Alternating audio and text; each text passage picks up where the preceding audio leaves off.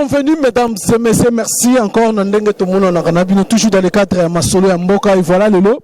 Toza toujours toza luka bandeko ya cash. Toza on a INC parti au pouvoir. Baza ba nena lobby bandeko ya cash. Tout sur la moi concernant toujours l'arrêt, il y a ministre, et bien pardon, il y a gouverneur, il y a vu la Kinshasa, Chantiningo Bila Oyo, arrêt qui déjà publié dans les réseaux sociaux, arrêt qui maintenant se baillebaki, il semble aussi que arrêt wana oezaki que non, bah permutation il y a bah bourgmestre et puis nomination aussi, il y a bah bourgmestre oh lelo, arrêt wana Chantiningo Bila awangani yango. Kowanga na wangani yango bandeko mususu balobi non ezaki ya solo parce que ba bourgmestre wana nomaki ba notifiaki bango na ba ba permita ba saki permutation na bango bazaki notifié. Comment se fait-il que non Jantini Ngobila peut démentir que non la réonesa info en écriture et le cabinet a aussi comme qui s'est dit que non réonesa te ezaki pona nini. Pourquoi cet arrêt? Il y a un autre sur ma canisse, il y a Moka, il y a INC, maître Basile Mpongo, sans plus tarder, mote maître. Comme Rangaï, maître Basile Poyo, Nicolas Basako Bengangaï, le fils légitime à INC.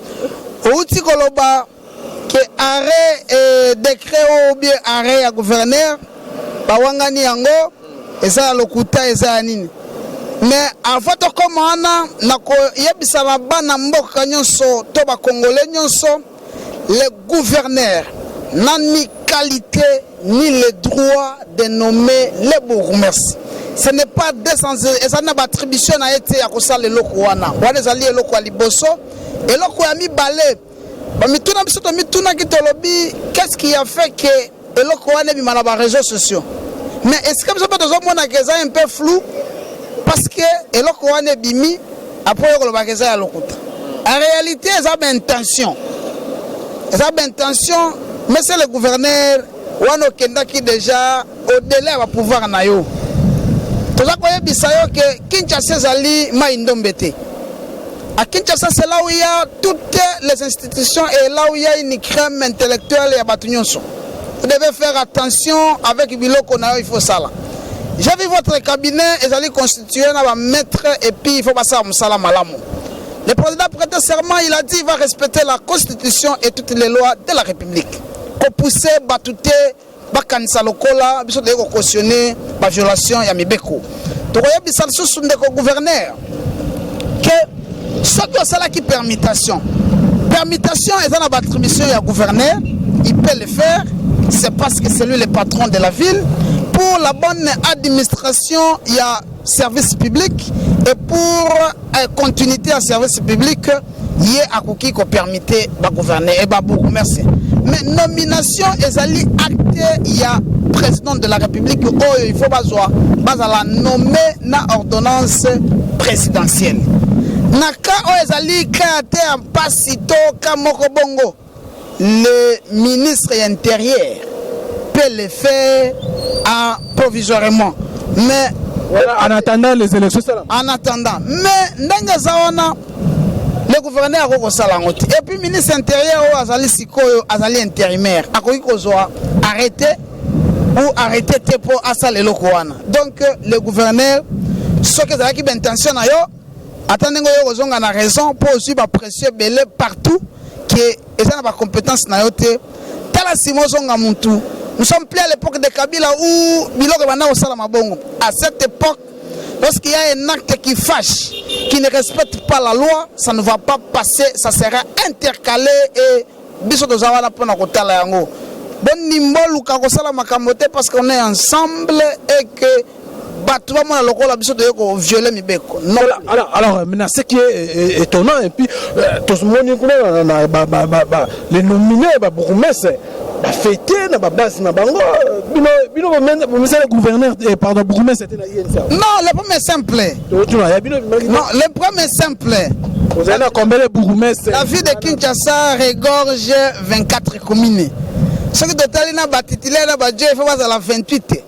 Mais est-ce que biso to ko fêter ce qui va passer biso mutu moko to ko fêter ta ce va passer mission to ko fêter ta c'est 28 titulaire na adjoint to ko fêter to ko sepela ce qui to moni que biso to 15 to 18 ce qui to 30 ou bien to 40 ne to sepela parce que biso to na pouvoir. Mais vous avez quand même nommé alors non mais les non biso biloko na to bien ngote parce que yé mutu wana vous avez quand même nommé na lobby boyo la personne qui a pris cet acte n'a pas le pouvoir ni compétence de le faire.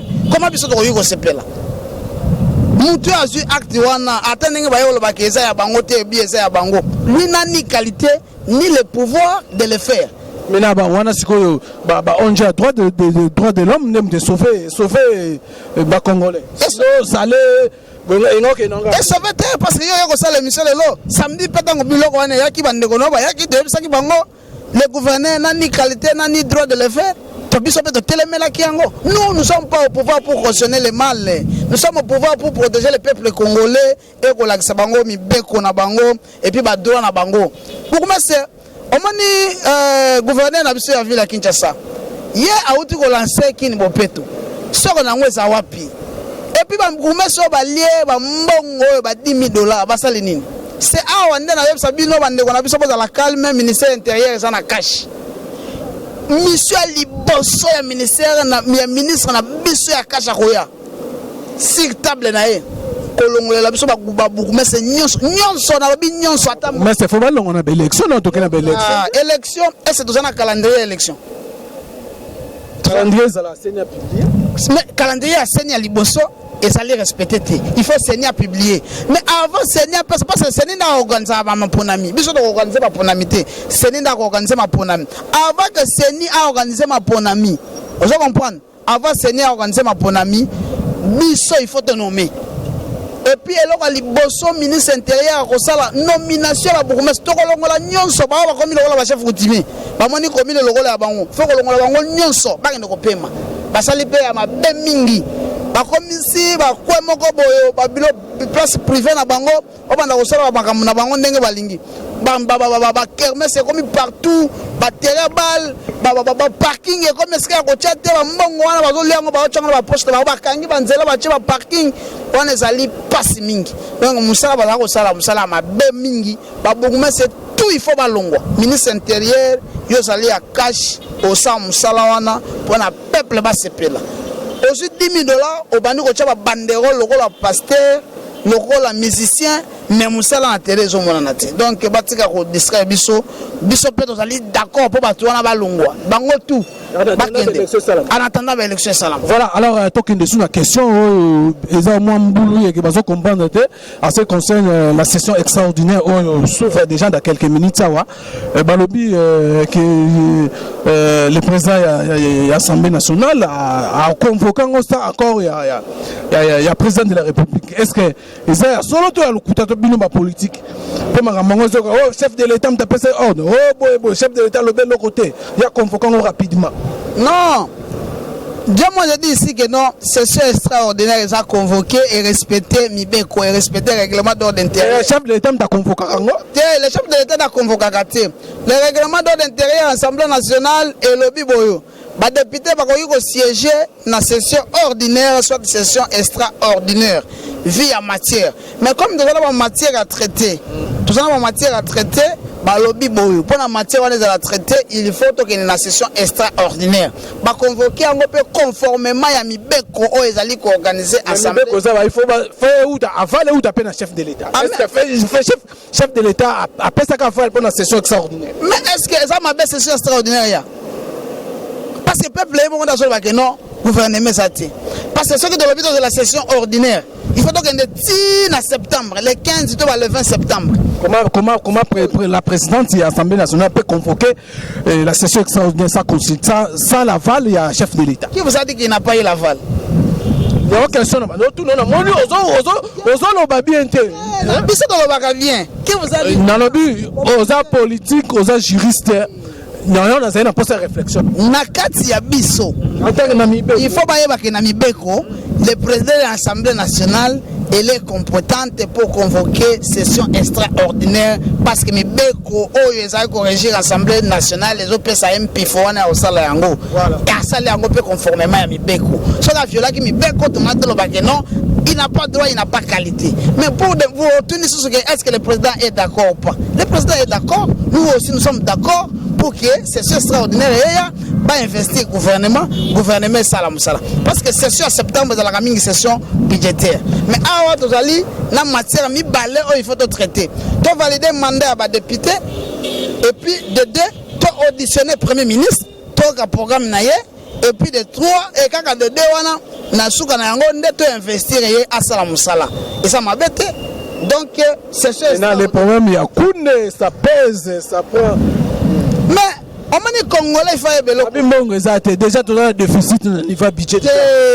déficit de ces quotas par rapport au belé démontrant bien que bino cash besoin on dit mango on m'a dit le mal est que non déjà le principe moi de la droit balobaka c'est lui qui allègue les faits n'a qu'à les prouver pas la biso ba preuve que non dans un déficit budgétaire tout dans un dépassement tout que non moi quand la biso on a une stabilité, on a un calaming qui attend le gouvernement en place. Ne pas comprendre, parce que nous comprendre. On a une échanger, on travailler pour l'intérêt à peuple, pour l'intérêt à Moka Mobimba, pour l'intérêt à peuple congolais. Parce à la calme. Moi, je suis Moka Nabiso Belé. Et puis, je suis la Mbongo à la Nenga Mabé. Si on est de l'eau, tout a détourné Mbongo à l'État, va coacher ma beaucoup. Mutu ako détourner mbongo à l'état o na sala mbongo à l'état soki ndenge nini na mema ngo soki bondeni so ba koye pa na yo ba tcho maboko kei boloko donc va la calme mbongo za na mboka na biso musala zo salama kaka pona ba congolais puis pona intérêt ya ba congolais musala salama be tala na présidence kuna les conseillers deuxième personnalité il y a conseiller il y a deuxième personnalité il y a Aner oh les lazo asali instruire pour auditer ministre na gouvernement est-ce que ça a une logique est-ce que ça a pouvoir wana ça non rien bazo respecter tous on a même une pratique l'ancienne pratique et ça continue au moins il y a bisanga na époque Kabila soki basi basala audit est-ce que faut conseiller spécial Marambia ya nini fatinda yango yoka est-ce que na époque Kabila so yoka batasali basala ou batodit mais na époque na biso audit e ko sala omoni bato ba so ya non la procédure est quoi le DG ou le DG Aner il a reçu les instructions chef de l'État à ça le lokoana parce qu'il n'y a pas un gouvernement vous comprenez dans le moment tu as un inspecteur na finance kuna o ba ko sala musala wa mais autant que mukandate on a cité l'inspecteur de la finance non le ministre de la finance on l'a cité parce que kuna ne to ko so ba élément ba yebisi bango qui a parti à kuna autre de la biso ba élément autre de la biso ba bordereau autre de la biso ba bon de combat ressortir mbongo ba nini biso te vérifier ce que te va vérifier année ko vérifier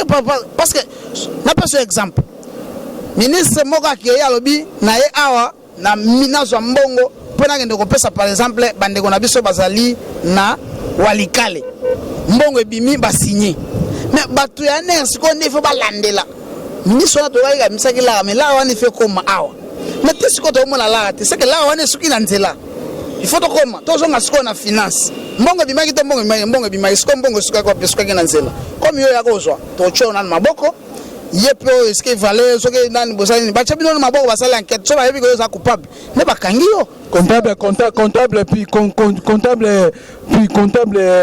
comment elle s'appelle encore bandio bolavé bokanga ke mbongo bungi non balavé ta baso sa ba libéré non basa ba wo kasi ministre azaki wapi ministre na ba chaki maduso alala ki kuna ministre en fonction alali babi là il fait ça qui prévu que ndekuna mais to mona clarté oh non ngai nazoki bote to chona maboko basali boti ba yebi mbongo wana za tel bato baza tala o mani na époque ya biso to zali oyo ya président Félix comme président de la République na directeur de cabinet na Vital Kamerhe mutu akomi kosa ko iba mbongo mboka ba chai maboko musala ane ça les normal parce que dans un moment d'urgence et que président ko yupe ko instruire la bisala musala tel ko sala yango parce que yenda na mpifu ya ko sala yango ya ko pesa muntu mpifu asala loko wana ndenge za boyo bapesi bango basala mosala baministre wana basalaki mosala pendant moment oyo balobi baministre nyonso intérimaire basalaki mosala mais ndenge bosalaki mosala il faut totala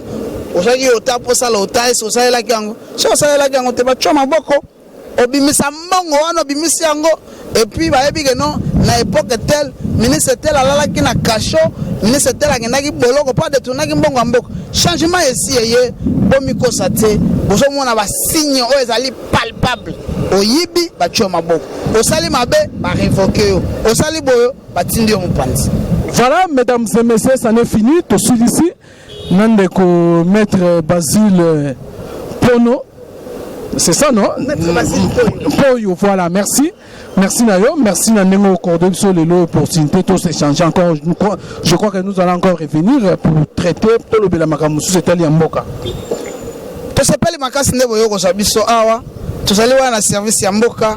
Nous te montrons que moi, début, on va comparer le programme à révolution de la modernité dans le programme à 100 jours. Le programme à 100 jours, c'est à 100 jours. Mais le programme à révolution de la modernité, c'est un programme il y a 5 ans. Mais si vous montrez que il y a 100 jours, on compare on a 5 ans. Mais tant que vous avez 5 ans, vous comparez on a combien? Donc, nous avons malam, nous salama. Nous avons kitoko, basso de mouton, ba école, ce que n'a pas bandé qu'on a lemba.